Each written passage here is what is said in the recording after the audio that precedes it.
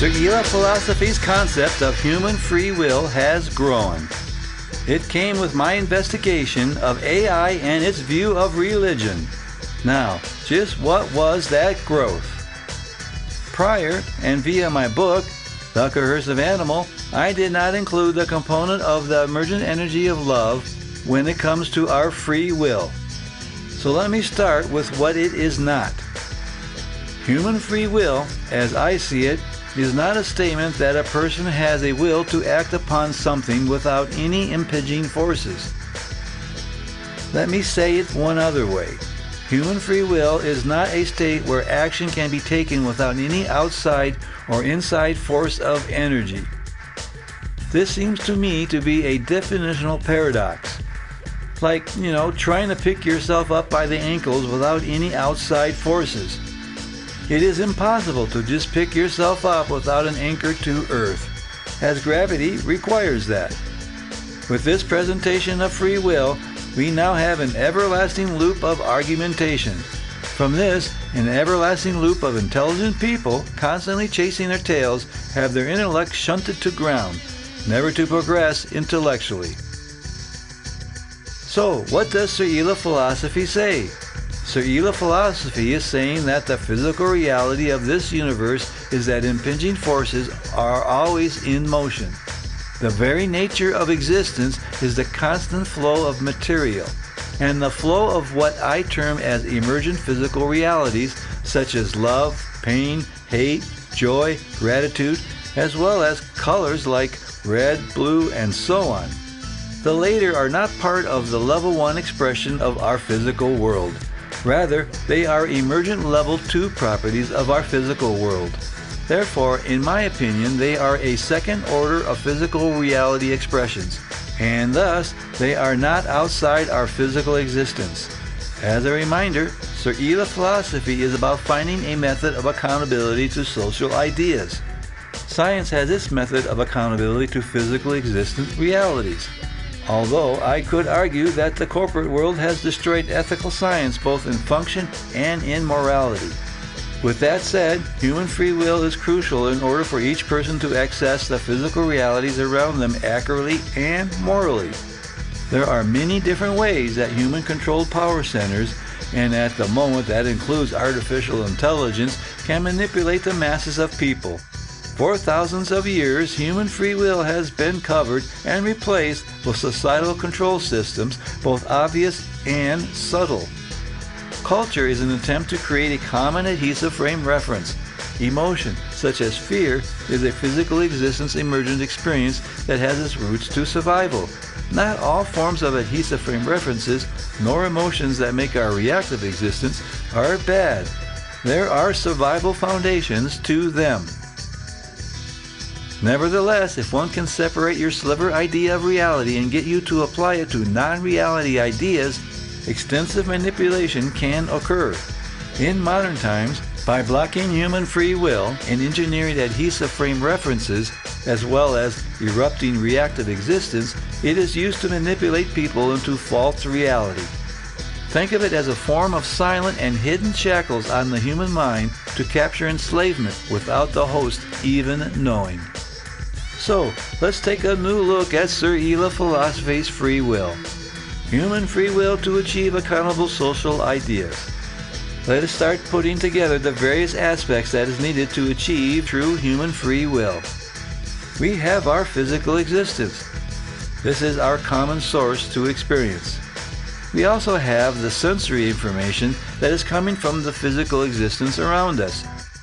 Our physical existence made our bodies to accept and interpret this information within a certain, yes, it is a tiny section, but within a certain section of outflowing information from our physical existence. We humans have our various sensory inputs into our thought existence. In my discussion here, it doesn't matter if one or more of these are damaged or not working, and we will continue with a fully sensory function person unless otherwise noted. This sensory existence enters our minds, that is our thought existence. I have come up with 4 different idea categorizations. 1. Pure manufactured ideas. 2. Theorized manufactured ideas. 3. Conclusive thesis ideas. and 4 pure thesis ideas. Now, if you want to understand idea categorizations, then watch Episode 6, How We Categorize Ideas, Seryla Philosophy, and For Thought Existence, Episode 7, Part 1 and 2. This idea categorization was the way I chose to approach it. However, you may come up with a better idea, or a way to break out ideas in relation to its original source that brings more clarity. Further, I learned long ago that different ways to express something often means that certain people understand it one way, while other people can understand it another way. Having different ways of explanation does not necessarily mean one is right and one is wrong. At the base of our thought existence is evaluate to balance. Now, I will attempt to define evaluate to balance. Our evolutionary past development area in our minds that attempts to evaluate the physical existence we find ourselves surrounded by. The specific evaluation here in relation to social ideas is a form of mapping physical existence. It is not a, say, it is a good or bad event. It is like looking at the world around you without prejudice or without any outside impinging forces. This then allows you to evaluate to balance, that is, to balance the world to its social order and meaning. For the spiritualist, this is God speaking to you. For the materialist, it is recognizing the true reality one lives in. This is pre-indoctrination, pre-myth acquisition, pre-cultural adopted patterns, pre-survival education, and so on. It is a pure state of acceptance of true reality. Important. This is for social ideas only. Having said that, let me continue. Briefly, there is a physical structure to map space and movement. Think of this as our mental grid. It is the same place where our ideas and concepts are formed and stored. It mimics the incoming sensory information and creates the cluster of sliver ideas to form the experience. How well it does can be debated. With brain damage, or say Alzheimer's, this can get distorted. For this video, we will always assume a normal and healthy mental grid. Next, we have what I termed adhesive frame reference. An adhesive frame reference seizes the incoming information from physical existence and bends the information by attaching to them pre-existing sliver or master ideas. These incoming sliver and master ideas attach to move perception to preconceived and desired master ideas. An adhesive frame reference acts as a net to catch any incoming information from physical existence and moves the information to conform to preconceived master ideas. For more detail on framed references, watch Episode 11, Framed Reference. Now we can add reactive existence. It is our pre-verbal system where we evaluate the physical world around ourselves and react to it with a coloring of experience. From these experiences, such as happiness, dread, gratitude, fear, and more, comes a coloring of the perception of our world. Our experience of these reactions can turn into ideas. Now, for more information on reactive existence, watch Episode 7, Part 1, Experiential Existence. When we experience, say, fear, the reactive existence of the emergent sensation of fear closes down our free will. This is neither good or bad. It depends on the situation. For example, if you experience a lion attacking you, you develop a set of actions such that when you see a lion again, your reactive existence, in this case fear, triggers a pre-subscribed set of sliver ideas to form the response of, well, hey, let's get out of here. However, people in the know that fear can be used to manipulate people's behaviors. In the broadband, this is exactly what our overlords want. That is, to keep us in fear and in fear of each other. They depend on you shutting down your free will for their ends. The same is for the adhesive frame reference. It can be both good and bad. If you get a haircut and it's, well, lousy, well, when you need another haircut, and or if you see the hair salon building that you went to, your experience set up an adhesive frame reference based upon a reality to avoid and or dislike that place and or person. However, if you are indoctrinated with a particular religion or indoctrinated with atheism, When someone claims a theological reality or an absolute authoritarian claim of no theological existence, your indoctrinated adhesive frame reference will bend your ideas in response away from engaging in free will and to a more predetermined response. This is prevalent in the United States of America with media, social platforms, marketing influence, and so on, that a divide is created by the indoctrination about left and right, of liberal and conservative, of Democrat and Republican. A false reality is created for the two groups. How that is, and how in a narrow band they may contain fragments of reality, is not the primary intended discussion here today. When it comes to social control of the population, no matter what country, power holders deliberately install by silent forces, at least that is now the preferred method, usually to create in you an adhesive frame reference where they can depend on you to act the way they want you to act, not the way you should, or to act the person you really are. When incoming information hits both the reactive existence shunting and a well-created adhesive frame reference, reality often becomes a distant stutter that can no longer be heard.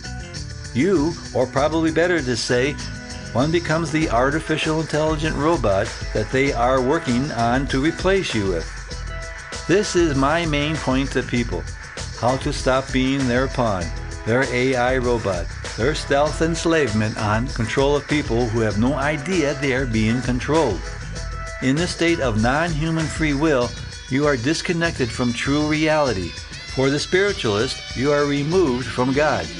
For the materialist, you are removed from the true reality of yourself. So, the question becomes, how do you take yourself back? How do you find the person you are and the world you are supposed to live in and grow society to a good and accountable system of society? Now, I'm trying to talk to you straight. I'm not talking like some soapbox evangelical preacher, nor as some self-proclaimed rabbi, or some soft science self-reaffirming ego cult psychologist, or whatever. So, to make a point, here is the last paragraph again, said in a manner to manipulate you.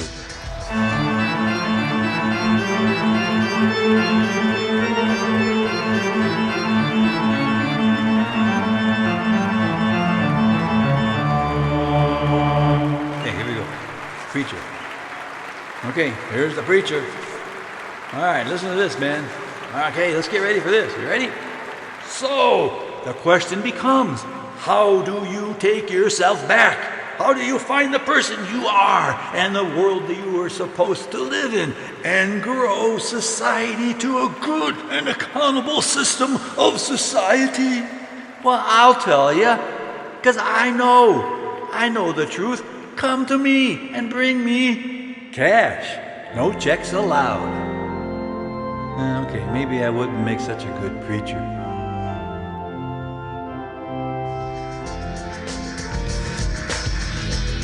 So how do we achieve true human free will? In my discussion, I have stated that reactive existence and an adhesive frame reference will block your access to your free will. Okay, again, I am talking about finding accountability to social ideas. Having a culture, meaning an adhesive frame reference, where similar behaviors can bring stability and reduce stress, anxiety, and fear. Knowing, thus fearing, that tribe next door likes to raid, kill, and kidnap is useful and contributes to better and faster survival decisions. However, for social development, it is our physical existence that holds the answers. This means one has to remove their adhesive frame reference and reactive existence to open a path to the purest reality. Let me state now that probably no one, certainly only a few, can open to the level that I will be demonstrating. So, I will be showing the best case example. Here it is. If one has a closed free will for a while, allow me to show the first pass. As the incoming sensory existence enters your thought existence, its path is not impeded by any deviations that reactive existence or adhesive frame references can invoke. When it hits your evaluate to balance, the emergent feeling of love occurs. I will briefly provide exceptions, but for the moment, let me continue. Unfortunately, the word love is broadband. It harbors within itself many different meanings and invokes many different triggered emergent emotions. So, what is love here? Obviously, it is not sex, nor the warm feeling of the presence of someone outside of you. Nor is it a love as for an object or for some alleged God. It is more like the sense of love that people who claim near-death experiences. It is like a peace, a gratitude, a calm, a force that brings things to balance. Once you achieve this, then one can open their free will to various social ideas. One can bring in physical existence realities, and the social idea has links back to physical existence like science.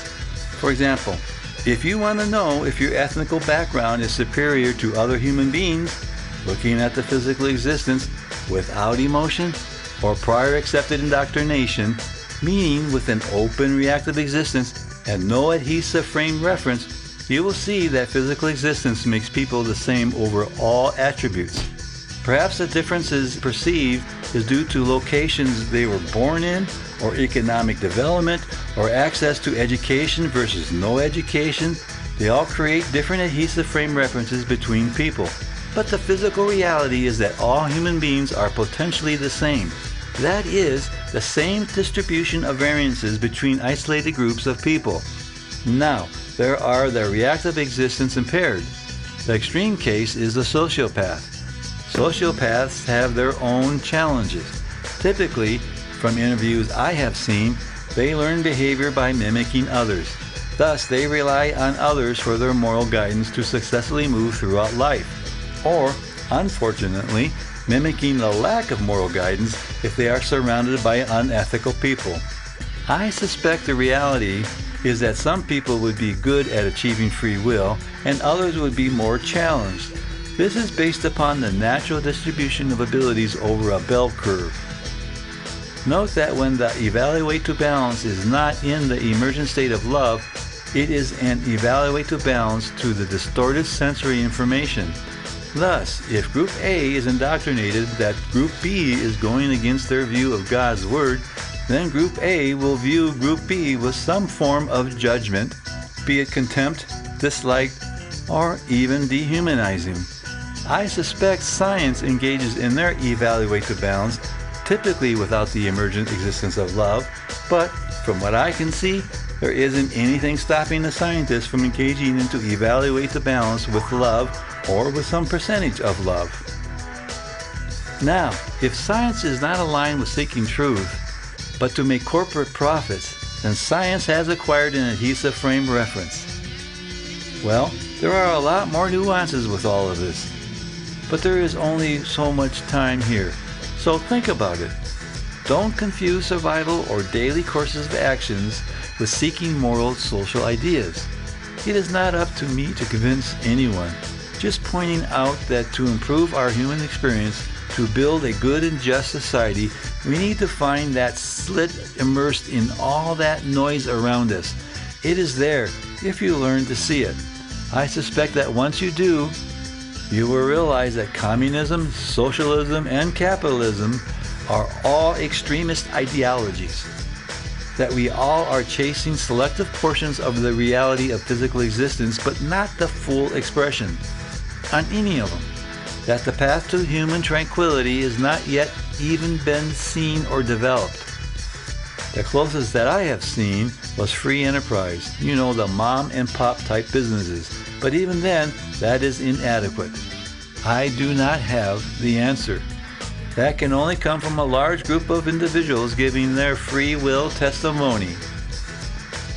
This ends this episode. If you have subscribed, thank you. If you have not, please do hit that like bell and give a rational free will comment. Be seeing you.